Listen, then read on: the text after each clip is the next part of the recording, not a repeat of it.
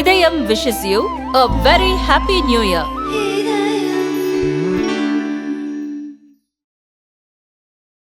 திண்டுக்கல் மாவட்டத்தில் சாப்பிட்டு விட்டு தூங்கிய கூலி தொழிலாளியை வீட்டிற்குள் புகுந்து கழுத்து மற்றும் கண்ணில் கத்தியால் சரமாரியாக குத்தி கொன்ற மர்ம நபரால் பரபரப்பு ஏற்பட்டுள்ளது.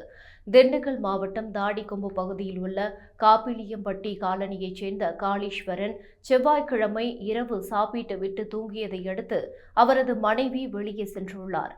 வெளி சென்ற மனைவி வீட்டிற்கு வந்து பார்த்தபோது காளீஸ்வரன் இரத்த வெள்ளத்தில் மிதந்துள்ளார்.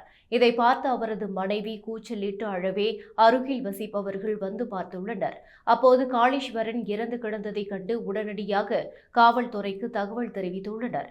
சம்பவ இடத்திற்கு வந்த காவல்துறை காளீஸ்வரன் வீட்டிற்குள் சோதனை நடத்தி பின்னர் மோப்ப நாய்களின் உதவியுடன் காளீஸ்வரன் வீட்டிற்கு அருகில் சோதனை செய்தது.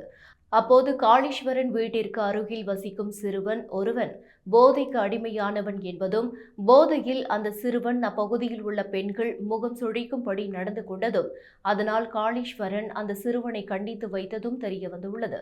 இதையடுத்து காளீஸ்வரன் வீட்டிற்கு அருகில் உள்ள சிறுவன் உட்பட மேலும் 2 சிறுவர்களை சந்தேகத்தின் பேரில் கைது செய்து காவல்துறை விசாரணை நடத்தி வருகிறது.